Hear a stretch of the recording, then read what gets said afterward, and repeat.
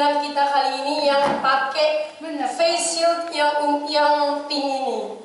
Ya, jadi ceritanya nih teman-teman, berhubung hari ini topik kita ODP, orang dalam pengawasan. Jadi face shield ini hanya pengingat bagi kita supaya kita mengingat dan tetap waspada bahwa walaupun kegiatan sudah mulai berjalan seperti biasa, tetapi wabah corona belum berakhir. Jadi maksudnya ini supaya kita tetap mengingat bahwa kita tetap sangat perlu berhati-hati dan berwaspada. Begitu dia Maria. Iya. Jadi teman-teman yang ada di rumah, mengingat pandemi COVID-19 ini sebenarnya belum berakhir walaupun kita sudah masuk ke dalam tahap new normal.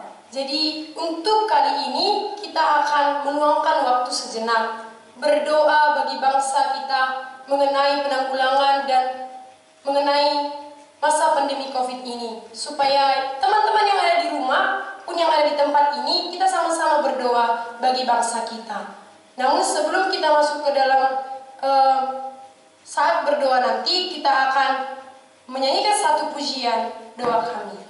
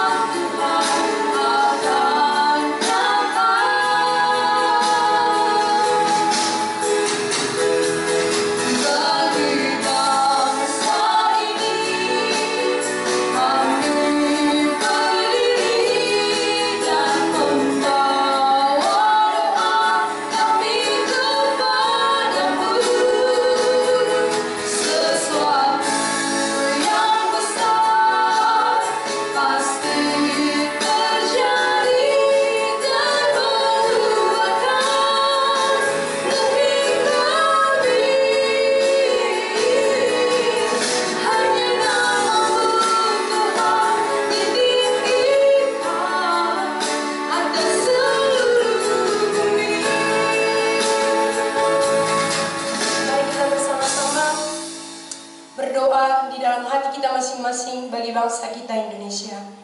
Doa dimulai.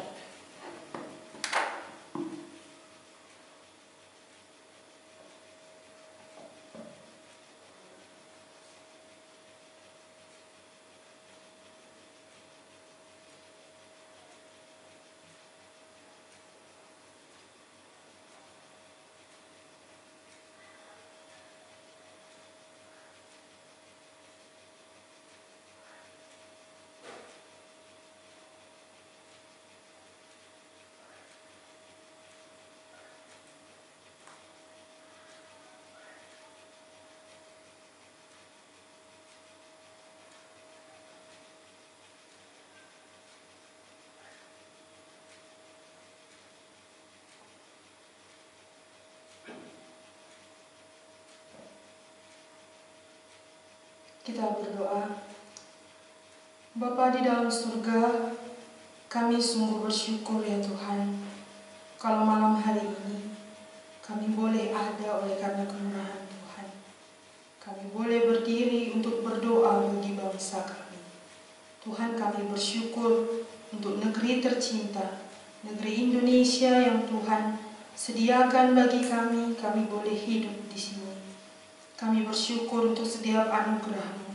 Kami berdoa secara khusus untuk bangsa kami, supaya bangsa kami boleh mengenal Allah yang hidup, Allah yang menciptakan langit dan bumi, Allah yang telah menyatakan diri di dalam pribadi Tuhan Yesus Kristus, dan menjadikan Yesus Kristus menjadi Tuhan dan Juru Selamat.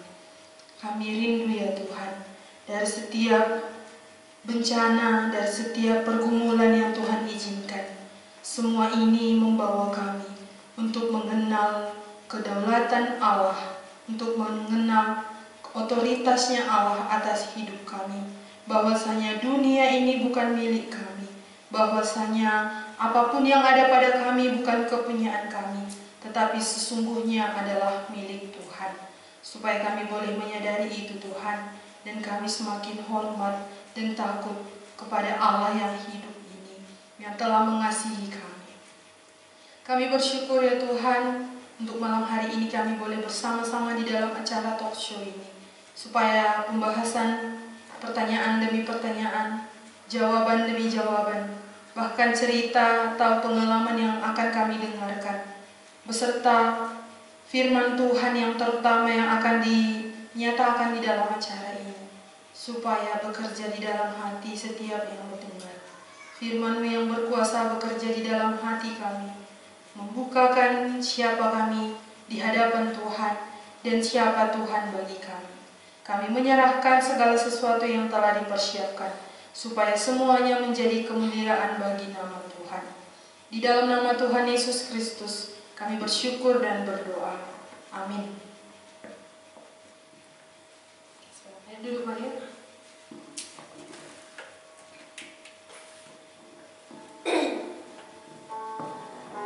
Teman-teman yang ada di rumah, hari ini kita telah di tempat kita telah hadir bersama dengan kita narasumber kita malam hari ini, Bapak Daniel Barus. Selamat malam Pak. Dan juga bersama dengan tamu kita, Bang Obi Gule. Selamat malam Bang. Kayaknya udah bisa lagi ya buka. Bisa? Teman-teman yang ada di rumah, jadi facial ini kami pakai di awal untuk mengingatkan kita bahwa kita harus tetap berwaspada. Jadi kami akan membuka, dan supaya kedepannya kita boleh saling berhati-hati satu dengan yang lain dalam menghadapi virus corona yang belum berakhir. Ya. Kita buka ya, Maya? Ya, 1, 2, 3. Oke. Ini bisa di bawah nih.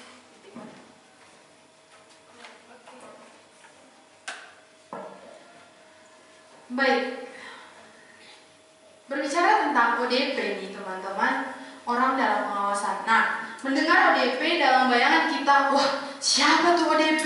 Siapa tuh yang jadi orang dalam pemantauan? Karena yang kita tahu ini ODP istilah yang dipakai untuk orang-orang yang dalam pengawasan karena dicurigai atau disangka dia menjadi pasien atau salah satu yang akan menghadapi atau menerima virus itu gitu ya Pak ya. Jadi itu pasti yang ada dalam pikiran kita. Tetapi ternyata teman-teman, di dalam pengertian ODP ada satu pribadi yang sebenarnya mengawasi kita setiap saat, bahkan sebelum pandemi COVID pun ada. Itu sebabnya kita pakai istilah ODP, tetapi tidak sebatas ODP yang kita pahami dalam istilah setelah adanya pandemi COVID-19. Nah, apakah itu? Langsung saja kita bertanya kepada narasumber kita, bagaimana Pak pandangan atau penjelasan yang bisa kita pahami menurut firman Tuhan tentang ODP ini? Iya, kalau ODP orang dalam pengawasan ya. Ya, saya rasa siapa yang mengawasi ya. Kalau secara jujur tidak mungkin pemerintah sepenuhnya bisa mengawasi. Tapi perlu kita lihat latar-belakangnya dari Amsal.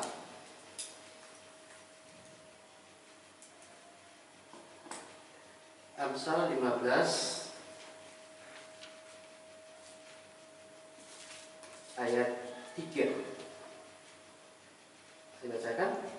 Mata Tuhan ada di segala tempat, mengawasi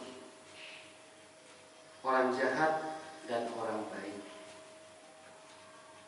Jadi COVID-19 sudah dibuat banyak sistem karena ini bencana nasional ya. Maka Badan Nasional Penanggulangan Bencana juga terlibat aktif, dan korporasi dengan para medis, aparatur negara, kepolisian, semua bagaimana supaya Indonesia ini menjadi lebih baik. Khususnya untuk Sumatera Utara yang kita cintai, saya memantau bahwa daerah kita ini belum berakhir virus coronanya. Tetapi ada baiknya kita juga mengerti bahwa kita sebagai orang Kristen ya, kita mengerti ada Tuhan. Ada Tuhan di segala tempat, mengawasi setiap keadaan, setiap situasi. Bahkan di dalam Amsal ini, orang jahat dan orang baik pun ikut di dalam pengawasan Tuhan.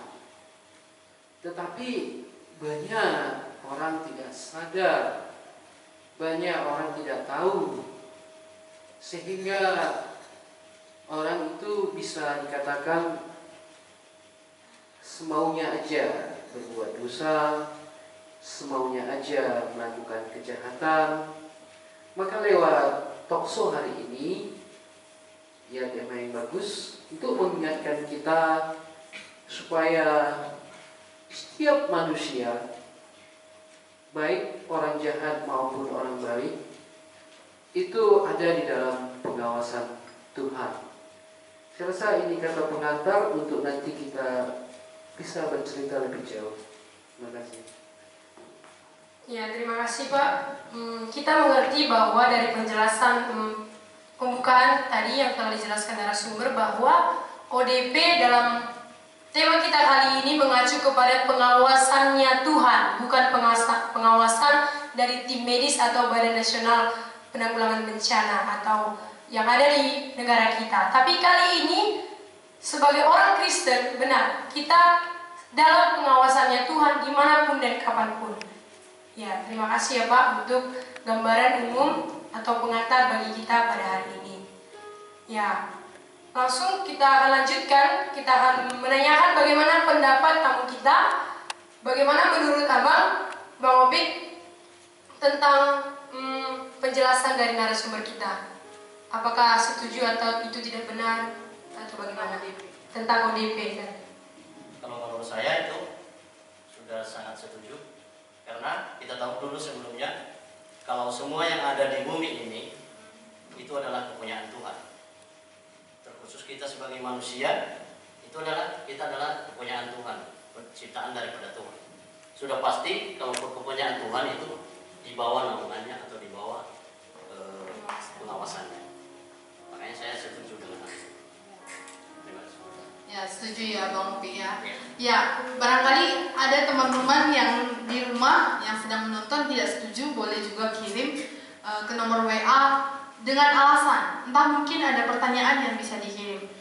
Juga teman-teman yang ada di rumah, sudah ada nomor WA diterapkan di dalam tampilan layar live stream kita.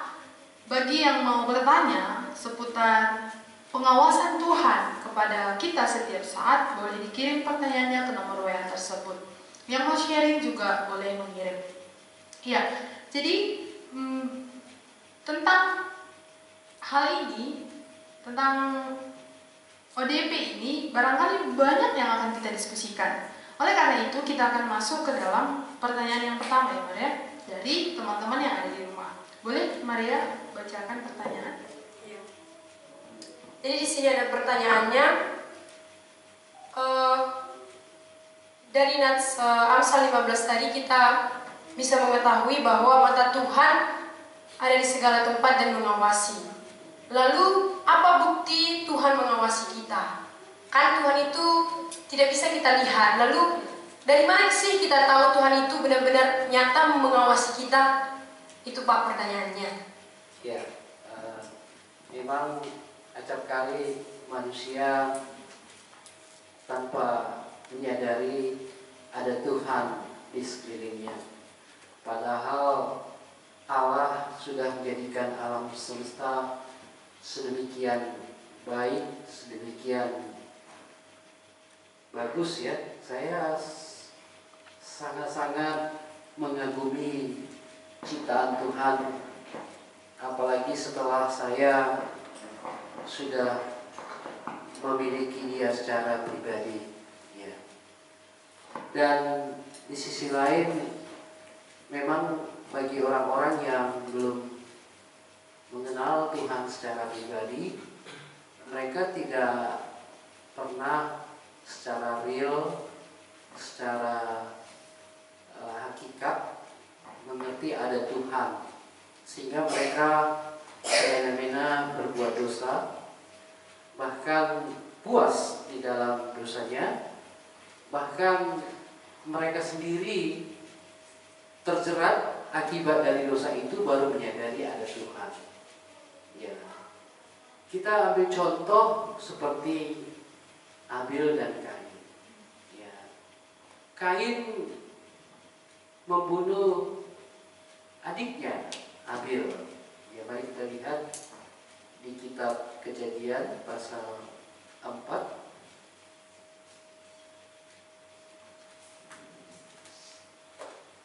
Kejadian pasal 4. Saya bacakan ayat 8. Kata Kain kepada Habil adiknya, marilah kita pergi ke padang. Ketika mereka ada di padang, tiba-tiba Kain memukul Habil adiknya itu, lalu membunuh dia. Sepertinya dia menang. Sepertinya dia tidak melihat akibat dari perbuatannya itu. Tapi setelah kita telusuri lebih jauh, ya, dia sendiri merasa ketakutan.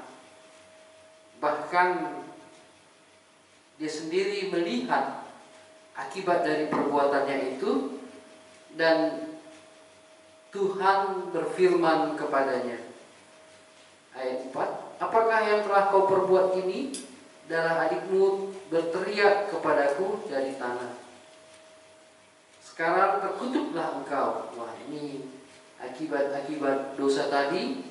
Kita lihat ayat 11, terkutuk, terbuang jauh dari tanah yang menghangatkan darah adiknya, dan hasil tidak lagi sepenuhnya, menjadi seorang pelarian, dia 12, dan pengembara di bumi. dan kita lihat ayat 14, bahkan pengakuan dari Kain, aku sekarang, engkau menghalau aku sekarang dari tanah ini dan aku tersembunyi dari hadapanmu. Jadi saudara yang dikasihi oleh Tuhan, kita bisa mengerti orang yang semena-mena berbuat dosa sepertinya tidak melihat ada Tuhan.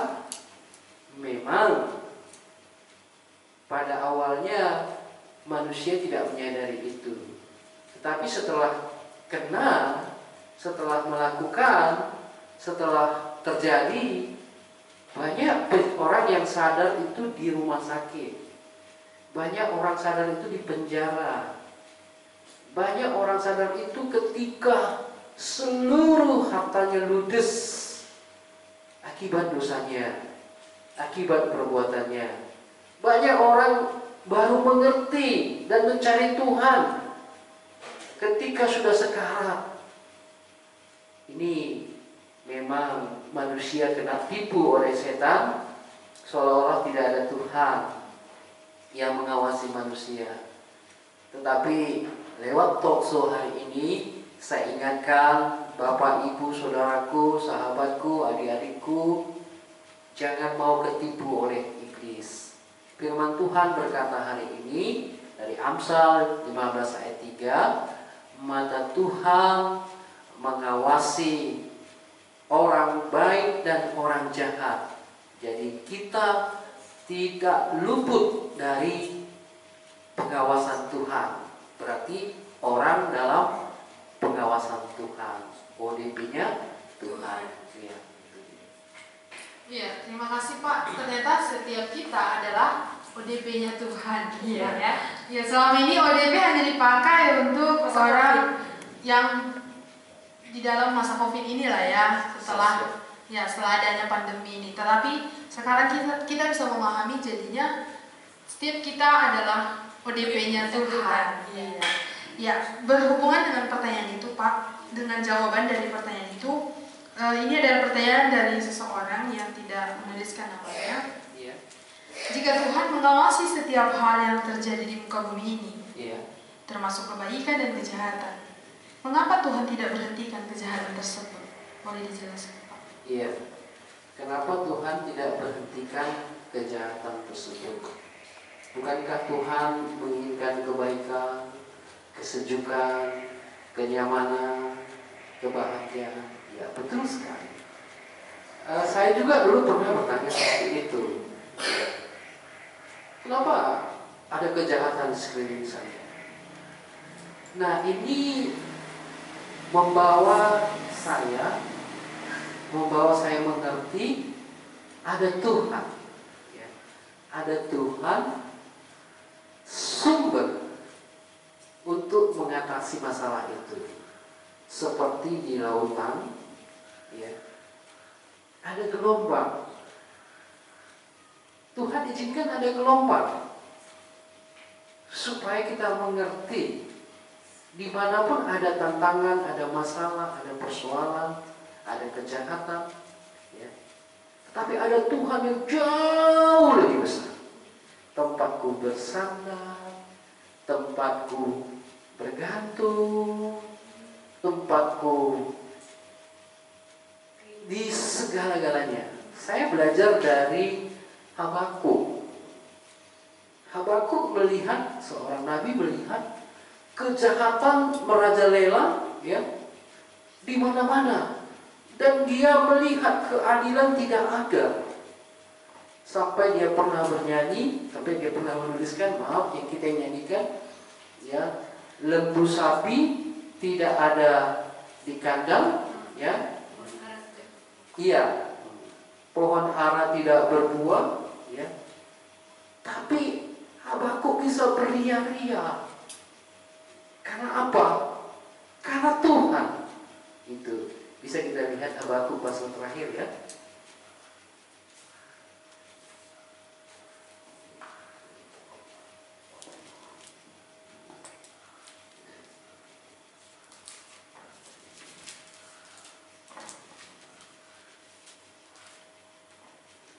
Ya, kalau dari pasal pertama Habakuk itu ya, dia katakan, berapa lama lagi Tuhan? 2. Aku berteriak tapi tidak kau dengar. Aku berseru kepadamu, penindasan tapi tidak kau tolong. Mengapa engkau perlihatkan kepadaku kejahatan sehingga aku memandang kezaliman? Ya, aniaya dan kekerasan ada di depan mataku. Perbantahan dan pertikaian terjadi, nanti seterusnya. Habakuk sangat menanti-nantikan pertolongan kepada umat Israel. Tetapi bisa kita lihat di pasal 3 ayat 19. Saya bacakan ayat 17. Sekalipun pohon ara tidak berbunga, pohon anggur tidak berbuah, hasil pohon zaitun mengecewakan, sekalipun ladang-ladang tidak menghasilkan bahan makanan, kambing domba terhalau dari kulungan, dan tidak ada lembu sapi dalam kandang.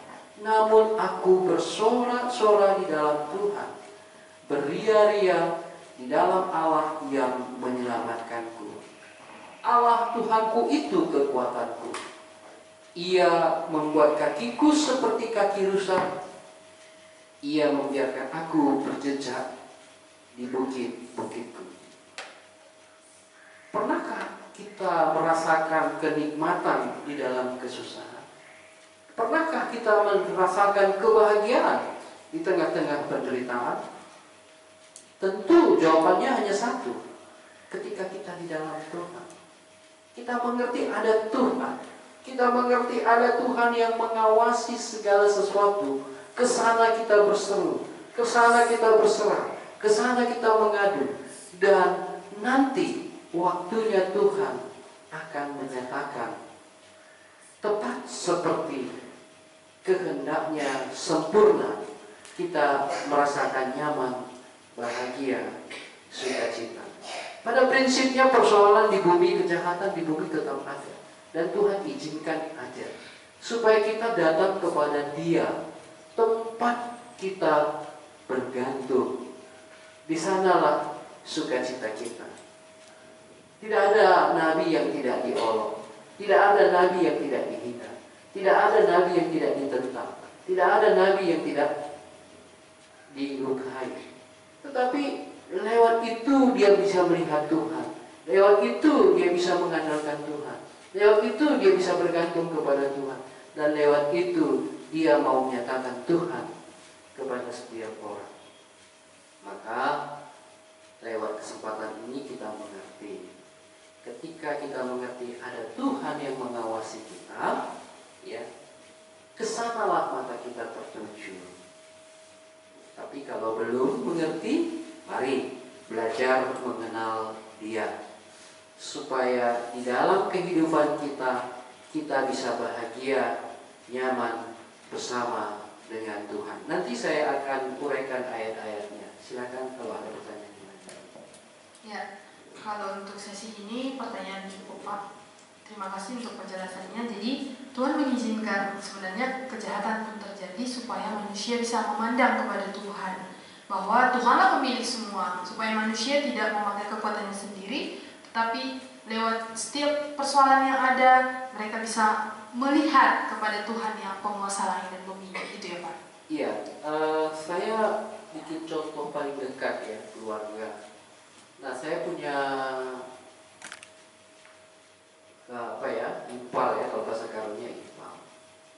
Nah, ketika masa remajanya, saya ingatkan ada Tuhan ya. Tapi dia terus berbuat jahat. Dalam kesehariannya kejahatan dikerjakannya. Kejahatan yang saya tahu, kalau adik-adik tahu ya, saudara tahu, nangkap ayam itu dia taruh makanan sepanjang jalan menuju pintu rumahnya. Nah, jadi kalau ayam itu sudah masuk ke rumahnya, pintu dikunci. Nah, ayam itu di situ ditangkapnya, dipotongnya, orang lain tidak tahu. Tapi mata Tuhan melihat. Ya. Betapa sedihnya orang yang mempunyai ayam itu, betapa kecewanya orang yang mempunyai ayam itu. Beranjak lagi dengan dosa yang lain. Sampai ya adik itu, ipar saya itu mati masih dalam lajang, masih muda. Dan saya jumpa di rumah sakit ada Malik, kasusnya sudah kasus HIV, dan dia punya kelainan sudah membusuk dan mati muda. Nah, jadi kadang-kala manusia enak di dalam dosa seperti tidak ada Tuhan, ya. Bahkan manusia membuat kesadisan untuk membuat kejahatan bukan hanya untuk dirinya, tapi buat kelompok, grup. Ya, ini sering sekali yang kita lihat. Tapi percayalah, mata Tuhan ada di segala tempat. Dia mengawasi baik orang baik maupun orang jahat. Ya, saya rasa itu. Ya, terima kasih Pak untuk penjelasannya. Kita mungkin bisa mendengarkan cerita dari teman kita, saudara kita, tamu kita yang hadir hari ini. Silakan Maria. Ya, jadi kita mengerti juga bahwa pengawasan Tuhan itu tidak terbatas ya teman-teman. Walaupun tadi tidak ada yang melihat, tapi Tuhan justru itu terang di hadapannya. Tidak ada yang tidak terlihat di hadapan Tuhan. Semuanya terbuka jelas di hadapan Tuhan. Ya, terkait dengan ODP, orang dalam pengawasan Tuhan, kalau Bang Omi sendiri bagaimana sih menjalani hari-hari sebelum menyadari dengan jelas bahwa aku ini sebenarnya ternyata diawasi oleh Tuhan full time? Bagaimana sebelumnya menjalani hari-harinya? Ya, sedikit bercerita tentang pengalaman sebelumnya. Sebelum saya mengenal Tuhan, dari dulu semenjak kecil, saya terlahir dalam keluarga Kristen, beragama Kristen yang katanya sudah mengenal Tuhan. Dari situ saya diajari untuk memuji Tuhan, memuliakan Tuhan lewat dengan mengikuti kebaktian ke gereja, kebaktian perumahan, di situ saya ikuti. Jadi dari situ saya diajari oleh orang tua saya untuk memuji Tuhan. Nah, dari situ saya ikuti SM sekolah minggu. Di situ saya diberikan skill oleh Tuhan, sedikit bisa main gitar, dan saya pergunakan itu menurut saya untuk memuji Tuhan. Tetapi di balik itu, di balik saya memuji Tuhan, di balik saya mengikuti semua kebaktian, di situ juga dosa berkuasa di atas kehidupan saya. Dosa terus kujalani juga untuk memuji Tuhan, tapi sebagiannya juga kujalani untuk berbuat dosa. Jadi dari situ saya terus berbuat dosa semenjak SM.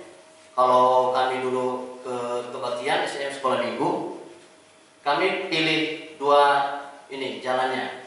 Kalau enggak yang duluan, kami belakangan. Tujuannya untuk lewat di kebun sawah orang. Itu kami ambil, kami curi dan kami makan di situ. Jadi kami menikmati, seakan-akan kami tidak berbuat salah. Seakan-akan yang kami buat itu, yang saya buat sendiri itu tidak bersalah di hadapan Tuhan. Kenapa? Karena saya masih belum sadar kalau saya ternyata ODP-nya Tuhan, diawasi oleh Tuhan. Jadi di situ terus berbuat dosa sampai SMP, beralih lagi dosanya dari mencuri, berbohong sudah pasti, dan yang lebih menjijikan lagi di hadapan Tuhan tentang pornografi itu sudah saya jalani. Dari SMP yang mengenai video pornografi sudah mulai saya buka, saya tonton, saya nikmati, dan sampai SMA pun saya bahkan pornografi video itu saya koleksi untuk saya sendiri, untuk nonton bareng sama kawan, dan untuk nonton juga nanti kalau udah pulang ke rumah gitu. Jadi dari situ dosa terus menjalar, terus saya lakukan tanpa sadar bahwa saya adalah ODP-nya Tuhan. Tidak pernah ada kesadaran. Dari SMA saya sudah melakukan pelecehan seksual terhadap orang lain. Jadi dari situ sehingga saya kuliah, dan saya tetap memang kalau dipandang orang, saya orangnya baik, sepertinya memuji Tuhan gitu. Kenapa? Karena kegiatan saya, kalau setiap hari Minggu saya rajin di gereja dan membawa puji-pujian kepada Tuhan, bawa gitar gitu. Jadi di pandang orang saya orangnya baik. Karena cover saya memang orangnya pura-pura baik. Padahal di dalamnya sudah penuh dengan dosa. Padahal sebenarnya akulah manusia yang hina dan menjijikkan di hadapan Tuhan. Tetapi sadar nggak ada di sana waktu itu. Untuk sadar bahwa saya adalah ODP-nya Tuhan, tidak pernah sadar. Dari situ saya cuman mungkin karena kasih Tuhan, makanya dia mengirimkan hambanya untuk mengajari saya untuk mengenal Tuhan. Di situ saya belajar mengenal Tuhan, tapi motivasinya sudah lain. Motivasi saya pertama di situ hanya untuk menjaga perasaan hambanya Tuhan. Nanti sakit hati kalau nggak diikuti, ya udahlah saya ikuti aja. Padahal saya tidak sadar bahwa yang Tuhan yang mengirimkan hambanya itu supaya kebutuhan utama saya itu saya dapat. Tetapi saya masih sombong, masih merasa bijak, merasa baik di hadapan Tuhan. Jadi saya terus belajar, tapi Tuhan terus berkasihan, bermurah hati, terubah lagi motivasinya supaya saya bisa sukses, bisa banyak duit, dan bisa dihargai orang. Karena biasanya kalau sudah banyak duit itu dihargai orang. Itu untuk kepentingan saya. Makanya saya ingin mencari Tuhan. Ya udah saya ikuti terus. Saya ikuti supaya diberkati. Saya ikuti penginjilan, kebaktiannya. Tapi itu juga seberapa lama saya ikuti, hampir 7 tahun lebih, maka malah kantor yang saya dapat. Nggak pernah ada kesuksesan, nggak. Yang saya inginkan pun nggak ada. Akhirnya saya putus asa. Loh, kok begini Tuhan? Aku mengikuti kamu, tapi kenapa kancuran yang saya dapat gitu? Saya putus asa kepada Tuhan sampai, udahlah, aku berbuat dosa aja nggak apa-apa. Yang penting keinginanku yang berikuti. Aku nggak mau lagi mengikuti keinginan Tuhan. Dalam hati saya gitu. Jadi dari situ saya mulai lagi berbuat dosa. Tapi di balik itu hatiku, loh, capek terus buat seperti ini. Dari situ saya berdoa kepada Tuhan. Tuhan, aku sangat capek dengan kehidupan saya sekarang ini. Aku ditekan terus sama dosa, ditekan terus sama keadaanku makin lama makin memburuk gitu, makin hancur, makin tidak ada karuan. Dari situ suatu malam saya berdoa kepada Tuhan, dan karena kasih Tuhan, Dia mau berkata, berfirman kepada saya melalui Yakobus. Di situ dikatakannya bahwa Tuhan tidak berkenan kepada orang-orang congkak, tapi Dia hanya berkenan kepada orang yang rendah hati. Dari situ saya sadar, oh Tuhan, berarti aku selama ini orangnya sombong. Di situ saya sadar bahwa saya di hadapan Tuhan itu sombong. Padahal saya butuh Tuhan untuk menyelamatkan kehidupan saya. Di saat saya sudah mau dibinasakan, di situ pula saya merasa sombong di hadapan Tuhan. Tetapi Tuhan terus bermurah hati. Tuhan menggerakkan hati saya, berbelas kasih lagi kepada saya. Di situ saya ambil tekad, Tuhan, aku mau mengikuti Engkau, aku mau menerima Engkau. Di situ, habis itu saya lagi mulai berbalik arah lagi kepada Tuhan. Tapi di balik itu, di situ saya sadar, di situ saya mengerti, saya bertekad, tapi besoknya hilang lagi, balik lagi seperti semula, tetap lagi berbuat dosa, menikmatinya. Di situ baru saya, kenapa seperti ini Tuhan? Aku capek dengan keadaan seperti ini. Aku pengen kembali kepada Tuhan, tapi dosa terus yang saya lakukan. Satu saat ada hamba Tuhan, Tuhan lagi berbicara dengan saya melalui khotbahnya firman khotbahnya hamba Tuhan pada live streaming hari Minggu pas waktu itu. Di situ diceritakan tentang penyembuhan orang yang lumpuh. Nah, di situ dikatakan kalau orang lumpuh itu ingin menemui Tuhan Yesus, tetapi dilihatnya di dalam rumah itu sudah penuh, dia nggak bisa menemuinya. Akhirnya dia mengambil keputusan untuk membongkar atap rumah orang supaya dia bisa jumpa sama Tuhan Yesus. Dari situ dia bongkar, lalu turun dan berjumpa dengan Tuhan Yesus. Jadi dari situ saya ambil hikmat, saya ambil dalam kehidupan saya. Berarti mengikuti Tuhan Yesus itu harus ada kesungguh-sungguhan, bukan hanya ngomong aja. Jadi dari situ saya belajar bahwa mengikuti Tuhan Yesus itu, mau berjumpa dengan Tuhan Yesus itu harus menempuh segala risiko. Dia aja nggak peduli sama risiko, siapa yang punya rumah, apa kata yang punya rumah, apa kata orang-orang di situ, dia nggak peduli. Yang penting dia jumpa kepada Yesus. Dan akhirnya hasilnya pun dia dapat. Dia disembuhkan Tuhan Yesus dan dosanya diampuni. Di situ saya mulai terbuka, hati saya tergerak bahwa menjumpai Tuhan Yesus, mengikuti Tuhan Yesus itu tidak perlu dengan kata-kata yang manis, doa yang panjang-panjang, tetapi hati yang dilihat Tuhan. Di situ saya mulai ambil tekad, Tuhan, aku mau mengikuti Engkau apapun resikonya. Di situ saya bertekad untuk menjumpai seorang hamba Tuhan. Pas hari Minggu itu saya bertekad mulai besok saya akan belajar lagi mengenal Tuhan. Tapi dosa tadi tidak mau mengalah. Dia tidak mau membiarkan saya. Dengan tekad saya itu, dia cari lagi jalan lain supaya menggeser lagi tekad saya itu. Akhirnya 1 minggu saya lewati, baru saya sadar hari Sabtunya, sudah 1 minggu saya berniat tapi nggak jadi. Kenapa seperti ini? Dari situ saya lihat lagi, tapi saya tidak mau berencana lagi. Karena dalam hatiku saya takut nanti digoda setan lagi. Jadi aku nggak mau berencana, tapi aku buat jalanku sendiri.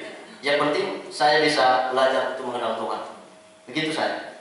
Habis itu pas hari Jumat, saya tidak mau ngomong lagi. Saya tidak mau berencana. Saya mandi, saya bergerak, langsung jalan berangkat. Sampai berjumpa dengan hamba Tuhan. Di situ Tuhan berfirman lewat hambanya yang dari 2 Korintus ayat 15 1-5, tapi yang kuambil di situ yang sangat mengena dalam hatiku adalah ayat yang kedua sebagian dan sebagian ayat yang ketiganya. Yang keduanya dikatakan oleh karena Injil kamu akan diselamatkan. Dan di ayat ketiganya dikatakan Tuhan, ialah Kristus yang telah mati di kayu salib untuk menebus dosa-dosa kita. Di situ baru saya sadar kalau Tuhan itu sudah mengerjakan keselamatan saya. Tetapi baru saya sadar apa yang saya lakukan selama ini Tuhan. Tuhan berkorban untuk saya malah asik dengan dosa, dengan keinginan saya sendiri. Dari situ saya mulai berencana lagi, berniat lagi, saya ambil tekad untuk menjumpai Tuhan, untuk berbalik lagi kepada Tuhan. Sampai di rumah saya mencoba merenungkan firman tadi, tetapi yang terngiang dalam pikiran saya di Injil Yohanes pasal 8 ayat 36. Di situ dikatakannya, apabila anak itu memerdekakan kamu, maka kamu akan benar-benar merdeka. Di situ saya berpikir, apakah saya sudah merdeka, dimerdekakan Tuhan? Saya yakin bahwa aku sudah dimerdekakan Tuhan, karena saya ingat tadi Tuhan telah mati di kayu salib. Di situ saya yakin bahwa aku sudah dimerdekakan Tuhan. Tapi si dosa tadi selalu menggoda, selalu menggoyangkan. Apa benar kamu sudah dibenarkan oleh Tuhan? Dari situ lagi saya ini ada keraguan. Besoknya saya jumpai lagi hamba Tuhan untuk bercerita tentang pergumulan saya.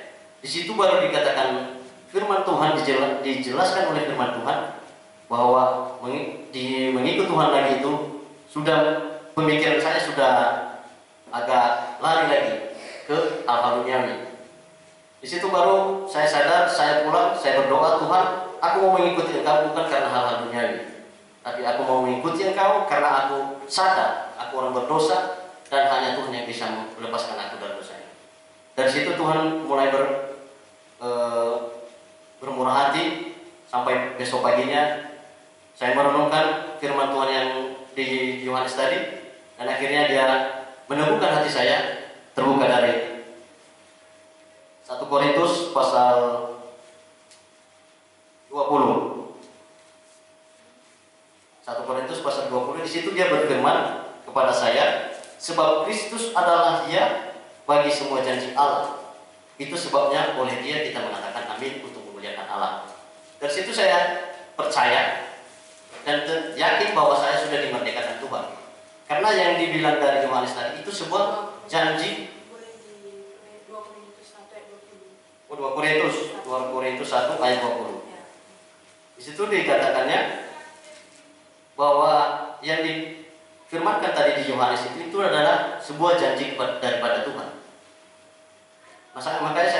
Makanya saya teguh dan yakin bahwa saya sudah dimerdekakan karena Tuhan sudah berkata bahwa ya, engkau telah dimerdekakan Tuhan. Dari situ saya sadar dan dari situ saya sangat bersyukur kepada Tuhan, di mana aku yang orang hina di hadapannya, orang yang sangat jijik di hadapannya, tetapi mau Dia mengampuni saya, mau Dia memerdekakan saya, bahkan mau Dia hidup di dalam kehidupan saya yang hina ini. Di situ saya sangat bersyukur dan akhirnya dari situ saya mengerti bahwa saya adalah ODP-nya Tuhan. Sehingga apa yang saya lakukan, saya berpikir dulu apa itu kehendak Tuhan atau bukan. Jadi keuntungan kalau sudah menjadi ODP-nya Tuhan yang sudah saya alami, satu dulu yang sudah saya alami adalah Tuhan selalu berfirman. Apapun yang saya lakukan, saya memberitahu sama Tuhan dan Tuhan pasti berfirman. Pertama Dia berfirman sama saya ketika saya menerima Dia, Tuhan apa yang saya lakukan? Di situ saya berdoa, apa yang saya lakukan Tuhan? Beritahukan kepada saya apa keinginan dalam kehidupan saya. Dia berfirman melalui Injil Kolose. Kolose di situ diberitakan kepada saya, jadilah manusia baru, tinggalkanlah manusia lama. Dan Tuhan terus berfirman kepada saya, kasihilah Tuhanmu dengan segenap hati dan dengan segenap akal budimu dan dengan segenap jiwamu. Itulah pengalaman yang sudah saya terima dari Tuhan, bahwa kalau sudah mengenal Tuhan itu sangat senang dan saya super sukacita. Terima kasih. Ya, jadi dari kisah ataupun pengalaman nyata Bang Opik, bahwa kita mengerti bahwa dari kecil walaupun nampaknya rohani, tapi sebenarnya belum menyadari itu dalam pengawasannya Tuhan. Sebenarnya Tuhan jauh melihat di balik kerohanian ada kebusukan ataupun dosa-dosa dan kejahatan. Dan kekuatan untuk melakukan kehendak Tuhan, hidup di hadapan Tuhan, di dalam pengawasan Tuhan, itu ketika ada kesadaran dan akhirnya berjumpa dengan Tuhan secara pribadi, menerima Tuhan, kasih Tuhan yang terbesar itu. Ya, gitu ya Bang Obi. Ya, jadi teman-teman yang ada di rumah, kita akan melanjutkan acara kita hari ini. Kita akan kembali bertanya kepada narasumber kita. Jadi begini Pak, dalam tema kita malam hari ini, orang dalam pengawasannya Tuhan, ODP-nya Tuhan. Jadi bagaimana sebenarnya sikap setiap jiwa, setiap orang ketika menyadari bahwa kita semua itu dalam pengawasannya Tuhan? Bagaimana seharusnya kita bersikap di hadapan Tuhan? Baik, terima kasih. Ya, sikap tidak mungkin muncul kalau tidak ada firman. Ya. Dari atas, dari Allah ke kita, maka kita harus kembali ke Allah. Hormat kepada Allah, ya. Bertanggung jawab kepada Allah, meresponi apa yang Allah katakan. Orang yang ODP-nya Tuhan, ya, pasti ada rasa takut akan Tuhan, karena dia tahu ada Tuhan di segala tempat, ya. Itu kita bisa lihat tadi di Amsal, ya, mata Tuhan ada di segala tempat, mengawasi orang jahat dan orang baik. 2 Tawarik 16 ayat 9, mata Tuhan menjelajah seluruh bumi untuk melimpahkan kekuatannya kepada mereka yang bersungguh hati. Itu di 2 Tawarik 16 ayat 9. Dan Amsal 5 ayat 21, segala jalan orang terbuka di depan mata Tuhan, dan segala langkah orang diawasinya. Saudara yang dikasih oleh Tuhan, ini bisa kita mengerti bahwa ODP-nya Tuhan tadi menjadi suatu reaktan, ya, atau menjadi suatu reaksi di dalam diri kita untuk memuliakan Tuhan, menyembah Tuhan, meninggikan Tuhan. Dan dampak dari yang kita kerjakan kepada Tuhan, tentu Tuhan, ya, Tuhan itu sendiri yang akan menaruhkan ada kekuatan, ada penghiburan, ada berkat. Bahkan Tuhan sendiri menambahkan apa yang perlu ditambahkannya supaya kita bisa mengerjakan lebih luas, lebih maksimal, lebih jauh, lebih banyak, dan Tuhan puas. Itu dia, ya. Jadi ada sikap takut akan Tuhan, hormat pada Tuhan. Tentu orang yang di bawah pengawasan Tuhan senantiasa seperti Opi bilang tadi, mendengarkan firman Tuhan, sehingga langkah-langkahnya langkah-langkah yang membuat dia bahagia, langkah-langkah yang membuat dia beruntung. Makanya di dalam Alkitab, di dalam Mazmur pasal pertama, berbahagialah orang, ya, yang tidak berjalan menurut nasihat orang fasik, yang tidak duduk dalam kumpulan pencemooh, yang tidak berdiri tengah-tengah orang berdosa, tapi mereka yang mendengarkan firman Tuhan dan melakukannya, lakukan Taurat siang dan malam, dan mereka dikatakan berhasil. Mereka seperti pohon yang ditanam di tepi aliran air. Ya. Jadi ini suatu kebahagiaan kalau kita mengerti seperti DOP, dia ODP-nya Tuhan. Kalau corona kita ODP kayaknya wah gimana ya. Tapi kalau orang Kristen tahu dia ODP-nya Tuhan, bahagia sekali. Maka setiap langkahnya membawa dia mengerti ada Tuhan. Tuhan tempat bergantung, bersandar, berteduh. Bahkan Daud banyak sekali kekayaannya. Tuhanlah gembalaku, Tuhanlah kekuatanku, Tuhanlah perisaiku, Tuhanlah gunung batuku, Tuhanlah, banyak sekali. Ini artinya dia tahu dia ODP-nya Tuhan. Kita juga harus tahu orang yang sudah diselamatkan adalah ODP-nya Tuhan. Iya, itu dia. Mungkin sampai di sini dulu. Ada lagi kira-kira? Baik, terima kasih Pak untuk penjelasannya. Jadi sikap kita seharusnya ketika mengetahui kita ODP, hormat kepada Tuhan, takut kepada Dia, seperti itu ya Pak. Dan berarti kalau kita pahami, ketika kita nggak tahu kita diawasi oleh Tuhan, ya kita pasti nggak ada rasa takut itu, kita pasti nggak ada rasa hormat itu. Dan seperti yang Bapak sampaikan tadi, teman-teman sekalian yang ada di rumah, bahwa ternyata ada keuntungan besar. Kita berbahagia ketika kita tahu kita ODP-nya Tuhan. Ketika kita nggak tahu malah malang ya Pak ya. Iya. Kasihan sekali, justru akhirnya ada di dalam bahaya gitu ya Pak. Iya, pasti seperti anak-anak. Kalau dia tidak tahu ada ayah dan ibunya yang mengawasi dia, pasti anak-anak itu sering sekali celaka. Ya, mungkin pegang kotoran, pegang listrik, mungkin di sana kena comberan, macam-macam. Tapi kalau tahu dia ada di dalam pengawasan orang tuanya, dia tidak jajan sembarangan, tidak mengambil uang sembarangan, ya Kita apalagi kalau sudah ada rohnya yang kekal, yang sudah ditaruhkannya di dalam diri kita, yang artinya tidak terpisahkan dengan Allah itu. Maka kebahagiaan sekali, bahagia sekali kalau kita tahu kita ODP-nya Tuhan. Ya. Iya, begitu ya Pak ya. Ya. Ya, teman-teman yang ada di rumah mengingat bahwa ternyata Tuhan mengawasi kita setiap saat, bahkan setiap apa yang kita kerjakan ternyata kita diawasi. Kadang-kadang ketika kita tahu kita diawasi, ya suka-suka kita, mau buat apa, mau buat ini, mau buat itu, ya itu suka-suka kita tanpa kita sadari bahwa ternyata Tuhan mengawasi kita. Nah, oleh karena itu saya tertarik Pak dalam membahas tentang Tuhan mengawasi.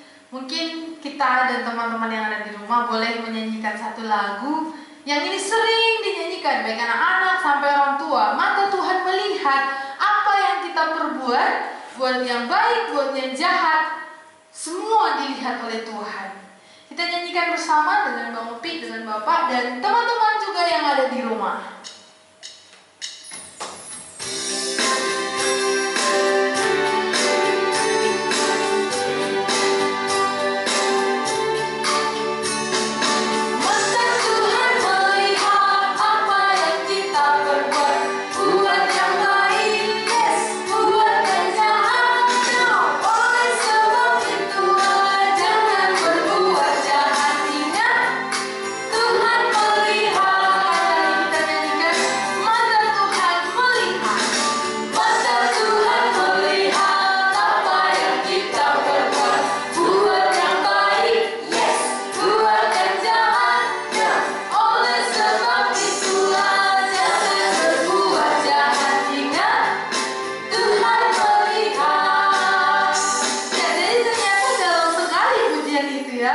Ya, walaupun sering kita pikirkan, itu lagu untuk anak-anak, ternyata tidak.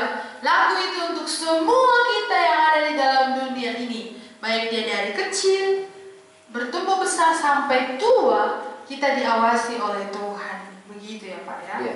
Ya, jadi di dalam acara kita ini tentang ODP-nya Tuhan, kita sudah membahas dari awal, dari pandangan umum, bahkan kita sudah mendengar cerita dari teman kita, saudara kita, tamu kita hari ini, dan pertanyaan dari teman-teman yang di rumah.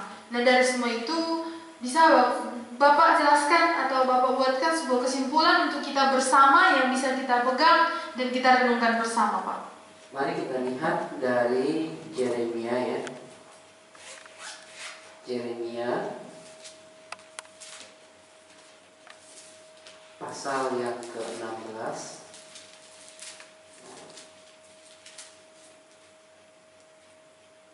Saya bacakan 16, Yeremia 16 ayat 17 dan 18. Sebab aku mengamat-amati segala tingkah langkah mereka, semuanya itu tidak tersembunyi dari pandanganku, dan kesalahan mereka pun tidak terlindung di depan mataku.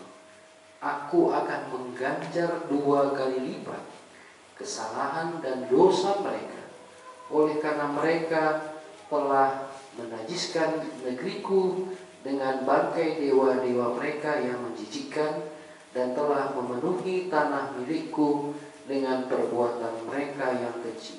Luar biasa. Tuhan ada di tengah-tengah Israel, ada di tengah-tengah bangsa pilihannya. Bahkan dia tidak ingin ada kenajisan di dalam tanah milik kepunyaannya, apalagi kita, jiwa kekasih milik kepunyaannya. Maka sangat luar biasa ketika kita menerima Kristus sebagai Tuhan dan Raja, dan dia menjadi Tuhan di dalam hidup kita, maka dia bertanggung jawab penuh.